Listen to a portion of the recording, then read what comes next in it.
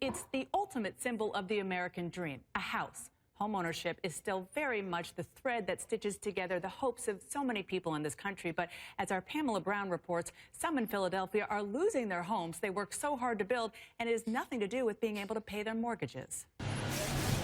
I built this house with my own hands. I'm a working guy. I work every day, 6 days a week, 7 days if I have to.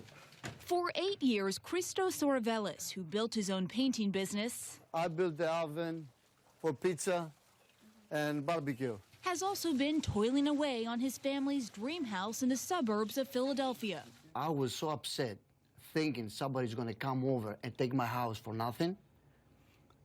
That makes me crazy. Without warning, Sorvelis says Philadelphia police and prosecutors seized his house. I was going nuts. So what do you mean? He and his wife, Markella, have never been charged with a crime or even accused of any wrongdoing. It was horrible, horrible. And the nightmare began in March when police showed up at the house. By the time I got to the door, they had already opened the door with his hand in and had a gun to my dog's head. Police arrested their 22-year-old son, Yanni, on drug charges, $40 worth of heroin, and claim he was selling drugs out of the home. I didn't know what he was doing. I'm not with him 24 hours a day. A month and a half later, they said that we're going to seize your house. They came back. They had a sledgehammer. We're going to break down your walls. We're going to break your pipes. This house is going to be ours. And as he was explaining to me what was going on, there was people closing the doors with screws, locking them. They had the electric company here to turn off my electric, my gas. Police and prosecutors came armed with a lawsuit against the house itself. It was being forfeited and transferred to the custody of the Philadelphia district attorney, all because of their son's first offense drug charges. Yanni pleaded no contest. It was scary. It was frustrating. I said, listen, this house belongs to me. Nothing to do with my son. But that didn't matter. Police and prosecutors kicked them and their children out that day. And where I'm going to go? What I'm going to do with my two daughters, my wife, the dog, me, where are we going? The Sorvelis family is not alone. In 2 years, nearly 500 families in Philadelphia had their homes or cars taken away by city officials, according to Pennsylvania's Attorney General. They use a civil forfeiture law that allows them to seize people's property, saying they have probable cause that it's somehow connected to illegal drugs. The general core of the civil forfeiture law is to capture the cash or ill-gotten gains or contraband that criminals have used to commit a particular crime. But unlike criminal forfeiture, the civil law allows authorities to seize property without the owner ever being convicted or even charged. Civil forfeiture is something that is an assault upon fundamental notions of private property ownership and due process. The city of brotherly love is far and away the most aggressive in the state when it comes to seizing people's property. Over a 4-year period, the second largest county in Pennsylvania filed about 200 petitions for civil forfeiture. Philadelphia filed nearly 7,000 petitions in 1 year alone, according to a class action lawsuit just recently filed by citizens there. Philadelphia has really just turned forfeiture into a machine that devours people's property and takes their rights at the same time.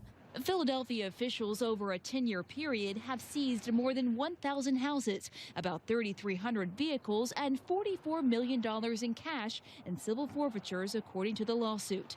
And a large chunk of that money goes straight to salaries for the Philly DA's office and the police, about $7 million in just 3 years, according to state records. And look how much they put toward community drug and crime fighting programs. Zero.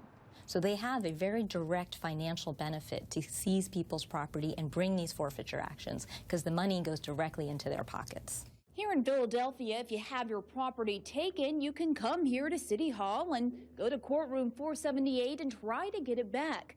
Problem is, the people that are taking the belongings are also the ones calling the shots inside the courtroom. The Sorvelises showed up to courtroom 478 ready to plead their case to a judge. Instead, they say they faced a prosecutor from the DA's office. It's not a courtroom. It's no judge. It's nobody. It's just one guy tell us to sign these papers and fill up these papers. That's it. Back in their home, they had to make a heartbreaking sacrifice and agree to ban their son from the house. We're going to do everything we can, and it's a horrible feeling not to be able to have my child home. The Sorvelises are still fighting the city to resolve their case and keep their home. It's a nightmare It just won't go away, and it's scary. It's horrible. And because of the pending class action lawsuit, the Sorvellises are a part of, the Philadelphia District Attorney's Office is limited in what it can say, but tells CNN in a statement that it seizes property only as a last resort, saying in most cases it doesn't pursue forfeiture because the underlying issue with the real estate is resolved when a settlement agreement is reached with the property owner in which he or she agrees to take reasonable efforts to prevent future narcotics stealing from the property. And it also says it works with citizens, the police, government agencies, and community groups to abate or close drug properties, and it strives to follow the civil forfeiture law to protect the rights of everyone involved. And Dana, this isn't a law that is only applied in Philadelphia, it's applied in cities across the nation. It is really unbelievable. I had not heard about this, and that report really does shine a light on it. Looks like a way for Philadelphia to get a lot of money, a lot of tax revenue, with maybe not a lot of legal remedies. So maybe that's going to change now. Thanks, Pam, so much.